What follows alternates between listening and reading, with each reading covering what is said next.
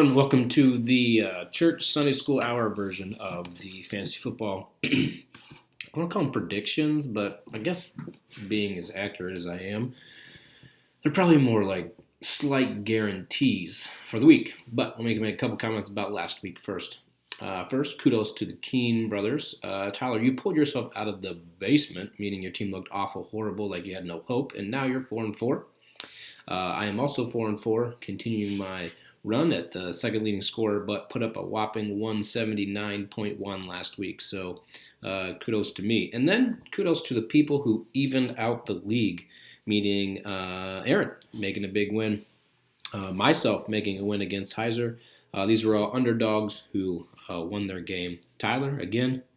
And then there's one more. Nope, that's it. So kudos to you guys for balancing out our league, keeping it extremely close as always, which is appreciated and loved. So let me get to the games for this week. First, we have my game, me versus, who is Kamara? Jim. Me versus Jim. Pardon me. And Jim already had a great game from Kittle, and I had an okay game from Gonzalez. So it was actually pretty closely predicted here.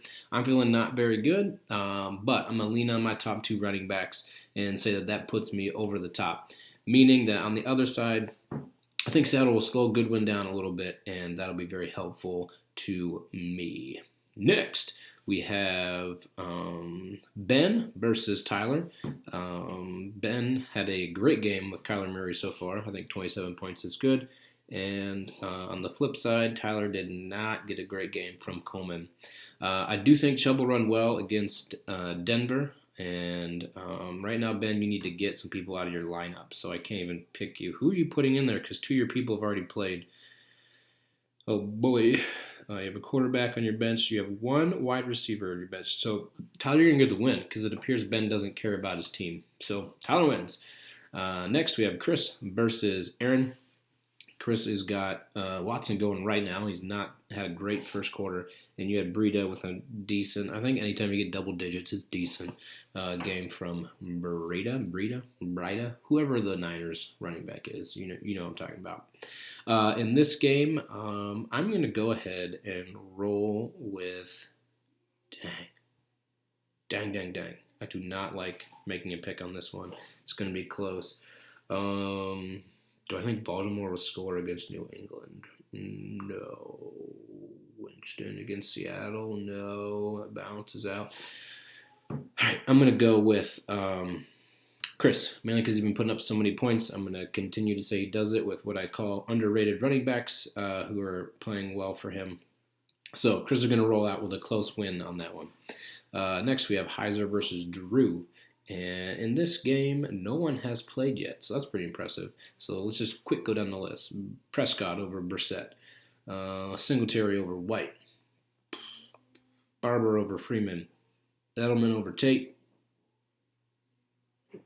Watkins over Anderson. Yeah. Kelsey over Goddard. That's enough. It's enough for me to say that so far I have chosen Drew Wagner's team more often. Drew, you win. Next is hanging with Cooper. I always forget who you are. Andy versus Nick. Great grade, game, and trade there, Nick, on Emmanuel Sanders. I'm sure you put in a call to make that happen for you.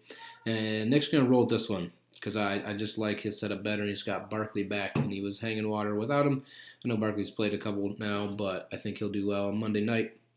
And I think that Emmanuel Sanders is the boost that he needed. And then our very last game of the week. Projected to get nothing because you have your quarterback's on a bye. So you need to put Mahomes in who's not playing. So I guess by default, even though you're having an embarrassing low score projection, John. So Ben Baker, get on there. Fix your quarterback issue. All right, those are my picks for this week. I'm sure they're all going to be correct. And go Browns. I'll see you next week.